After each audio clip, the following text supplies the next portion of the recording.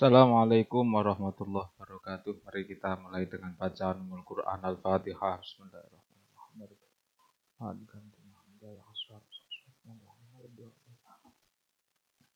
Bismillahirrahmanirrahim. Faslun ayhada tegese utawi iki ku faslun.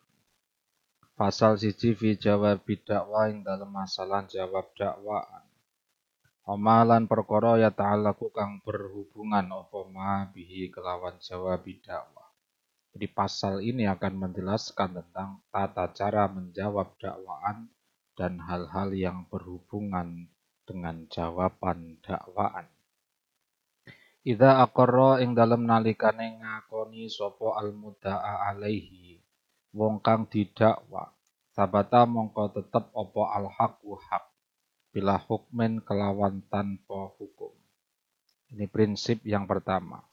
Ketika orang itu didakwa dan ternyata dia mengakui dakwaan itu, maka berlakulah ketetapan meskipun tanpa putusan dari hakim.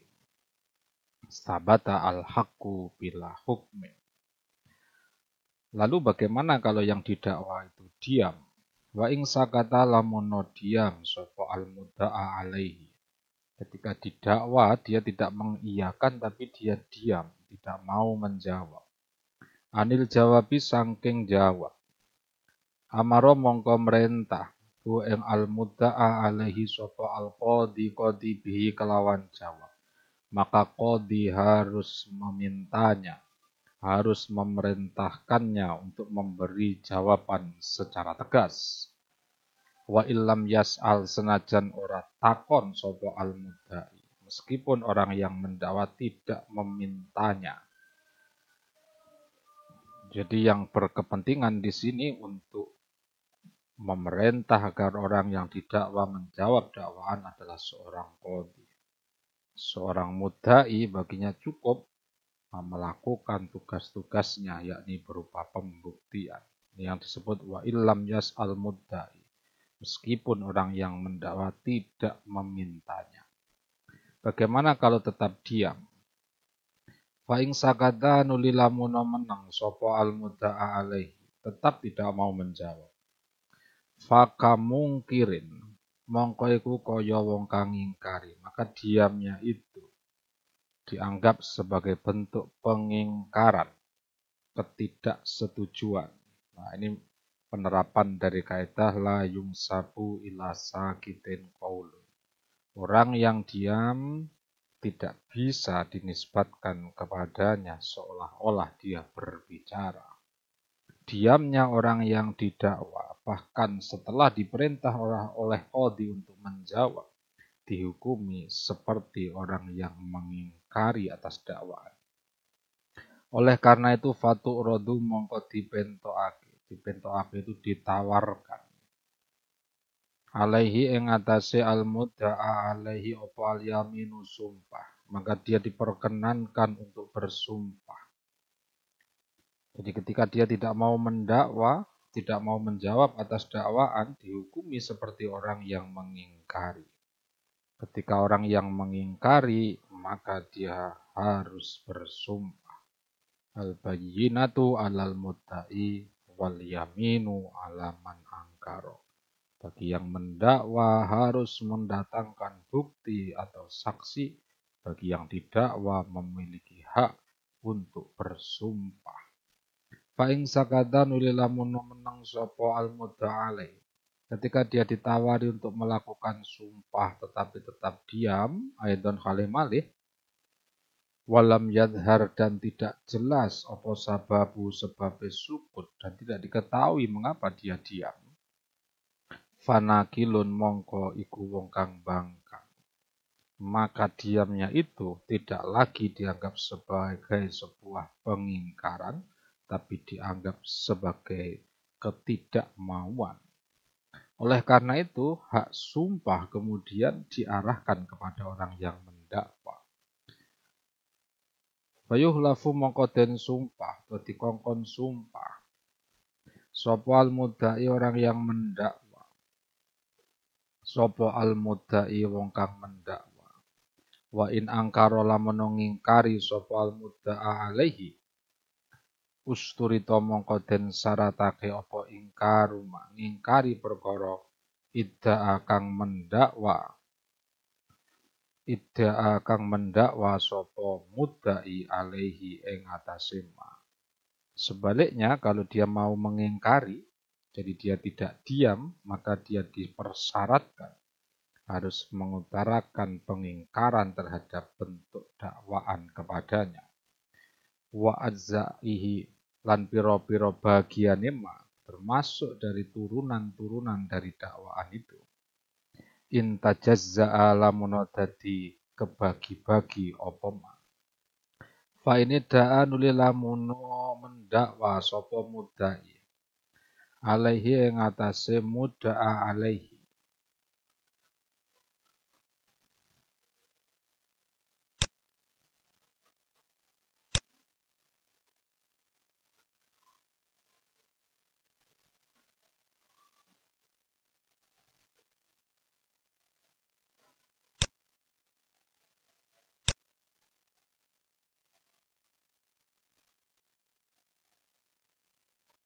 Mendakwa asrotan ing 10 masalan kelawan umpamane. Lam yakfi maka tidak cukup fil jawabi ing dalam jawaban dakwah apa la talzami. La talzamu ora wajib ni ing ingsun apa al asratu 10. Hatta yakula sehingga ngucap sapa mudda'a alaihi wala ba'duha. Lan ora wajib utawa lan ngucap ing lafat wala ba'duha sing artine wala ba'duha lan ora wajib ing ingsun apa ba'duha sebagiane asra. Jadi dia harus mengungkapkan bahwa 10 termasuk juga bagian-bagian dari 10 itu tidak wajib baginya atau tidak berupa tanggungannya. Wa kadza kaya mengkene hal. Yuhlafu dikon sumpah atau disumpah sapa mudda'a alaihi. Intu wujihat lamun den adepake apa al yaminu sumpah alaihi ing atase mudda'a alaihi.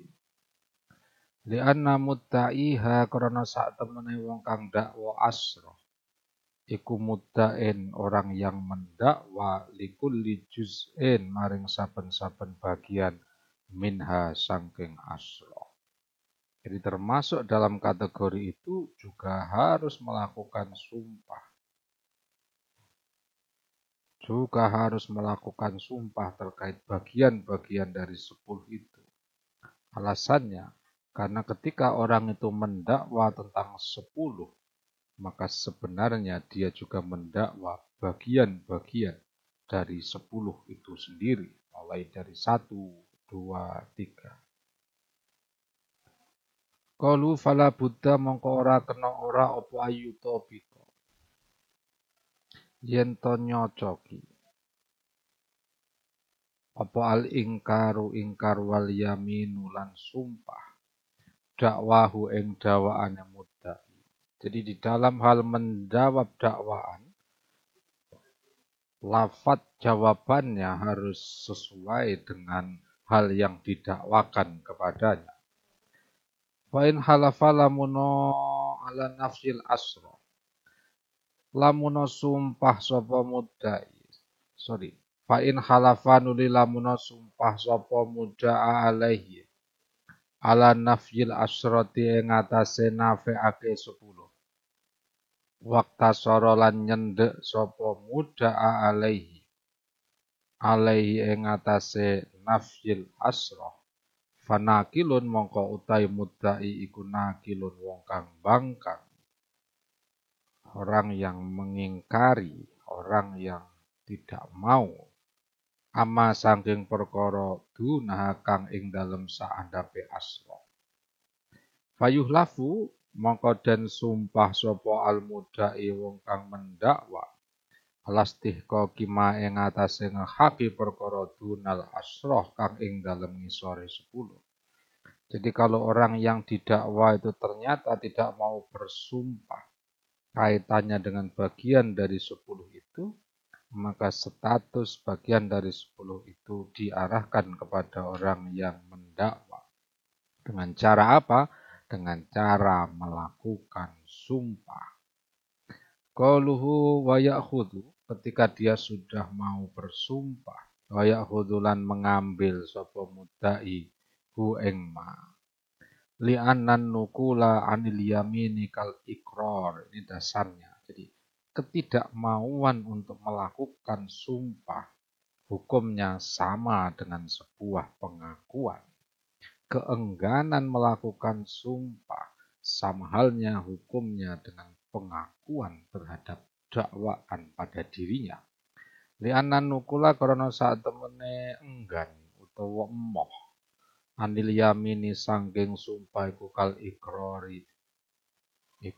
ikrori madani pengakuan. Ketika sudah sama hukumnya dengan ikrar seperti di awal pembahasan tadi, maka sabata al-haqqu bila hukmin. Maka terkait dengan hak yang ada pada dirinya menjadi tetap, menjadi positif tanpa harus ada putusan dari hakim. Awida'au to mendakwa sapa mudai malan mudhofan disababin. Fa'aqrattu kakadha kafahu fil jawab la tastahiqu anta alayya syai'an. Awida'wa utawa mendakwa. Awidda'a utawa mendakwa sapa mudai malan ing bondo. Mudhofan kang den sandarake dihubungkan disababin maring sabab. Jika seorang mudai itu dalam mengungkapkan dakwaan berkaitan dengan harta yang berkaitan dengan sebuah sabab. Jadi bentuk dakwaannya itu berupa harta, di mana harta itu berkaitan dengan sebab tertentu, misalnya hutang piutang, jual beli dan seterusnya. Ka'aqratu kakadha, kaya lafat aqratu kakadha. Jadi pendakwanya bilang begini, aqratu menghutangi sapa ingsun ka ing sira kadha ing mengkene. Aku telah menghutangimu sekian rupiah. Maka bagi yang didakwa cukup menjawab kafa mongko nyukupi. Kafa mongko nyukupi hu ing mudda'a alaihi fil jawab ing dalam jawaban dakwa. Apa sing cukup dengan mengatakan la tastahiqu anta alayya syai'an. Apa lafat la tastahiqu? La tastahiqu orang ngehaki sapa sira. Anta ya sira alayya ing atase ingsun. Syai'an ing sesuatu. Engkau tidak memiliki hak apapun pada diriku. Aula yalzamuni taslimu. Utawa dengan lafat la yalzamuni taslim. Tidak ada kewajiban apapun bagi diriku untuk menyerahkan harta. La yalzamu ora wajib ni ing ingsun apa ataslimu menyerahkan harta. Balla tastahiqu bahkan tidak berhak sapa sira alayya ing atase ingsun sayan ing suwiji-wiji. Engkau bahkan tidak memiliki hak apapun yang ada dalam tanggunganku. Wayuh lafulan dan sumpah. Wayuh lafulan dan sumpah. Sopo muda'a alaihi. Kama ajaba kaya oleh jawab sopo muda'a alaihi. Liyuto biko supaya nyocoki opo al-halfu sumpah al-jawaba ing jawaban. Jadi setelah dia awalnya didakwa memiliki tanggungan harta dari akibat sebuah transaksi misalnya utang piutang, maka cara menjawab untuk menolak dakwaan itu, cara mengajukan jawaban, ya, cara mengajukan jawaban atas sebuah dakwaan atau eksepsi itu cukup dengan mengatakan la tastahiqu alayya syai'an. Saya tidak memiliki tanggungan apapun pada diriku, tidak memenuhi hak apapun atas dirimu. Itu cukup dengan melakukan itu jawabannya. Setelah dia mengatakan bahwa dia tidak memiliki tanggungan apapun pada orang lain, maka kemudian dia bersumpah yang isi sumpahnya selaras dengan pernyataannya. Misalnya dia mengatakan la tastahiqu alayya syai'an. Sungguh misalnya la tastahiqu alayya syai'an. Engkau tidak memiliki hak apapun pada diriku. Maka dalam sumpahnya dia mengatakan wallahi la tastahiqu alayya syai'an. Demi Allah, engkau tidak memiliki hak apapun yang ada dalam tanggungan. Jadi harus sinkron antara apa yang diucapkannya sebagai sebuah pembelaan dengan apa yang disumpahkannya sebagai bentuk penolakan atas dakwaan. Walau da'a mendakwa sapa mudai alaihi ing atase muda'a alaihi malan ing bondo. Kalau dia didakwa kaitannya dengan harta. Fa'angkaro nuli ngingkari sapa muda'a alaihi. Wa tolabalan meminta sapa mudai minhu saking muda'a alaihi al-yamina ing sumpah. Faqala nuli ngucap sapa muda'a alaihi la ahlifu. Saya tidak mau bersumpah. Jadi kasus yang ini, apabila pendakwa itu mendakwa kaitannya dengan harta, kemudian yang didakwa mengingkari dakwaan itu, yang kemudian orang yang mendakwa itu memintanya untuk bersumpah, kemudian yang didakwa mengatakan la ahlifu wa u'ti al-mal la lam yalzamhu qabuluhu min ghairi iqrarin.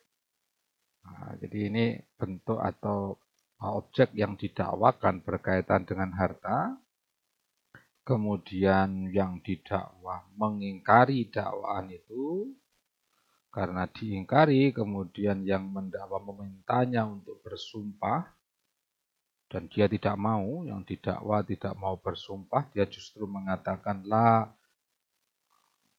ahlifu wa u'ti al-mala. Sudah, saya nggak mau sumpah. Saya akan memberikan harta itu, tapi saya nggak mau sumpah. Faqala nuli ngucap sapa muda alila ahlifu. Ora gelem sumpah sapa ingsun wa utilan aweh sapa ingsun almala ing bondo. Saya nggak mau sumpah, udah hartanya akan tak berikan. Pernyataan ini lam yalzam mengko ora wajib hu ing mudai. Apa qabuluhu nrimo mal. Maka belum tentu orang yang mendakwa itu, belum pasti orang yang mendakwa itu akan menerima atau akan diputuskan sebagai yang berhak atas harta itu. Ya, karena apa? Karena ucapan la ahlifu wa u'ti al-mala, ya, ini bukan sebuah sumpah di satu sisi, dan di sisi yang lain ini juga bukan bermakna sebuah pengakuan atau ikrar. Oleh karenanya, pernyataan la uhlifu wa u'til mala tidak secara otomatis memberikan hak kepada orang yang mendakwanya jika memang min ghairi iqrarin, saking tanpa ikrar. Tapi kalau di sini ada ikrar, misalnya aqrartu, ya, ana alayya mal laka, misalnya begitu. Saya mengaku bahwa pada diri saya ada tanggungan uang milikmu, tanggungan uang yang bermanfaat untukmu, misalnya begitu ya, bentuk pengakuan, maka dengan pengakuan itu dapat ditetapkan bahwa pihak mudai adalah memang memiliki hak terhadap harta yang dibawa oleh mudda'a alaihi. Walau lan iku tetap kedua mudai, dengan hanya pernyataan la ahlifu wa u'til mal, pihak yang mendakwa boleh memintanya untuk melakukan sumpah. Tahlifu utawi nyumpah ing mudda'a alaihi. Dia boleh meminta orang yang didakwa itu melakukan sumpah. Far'un lawidda alaihi ainan faqol laisat li wallahu a'lam bishawab. Al-Fatihah.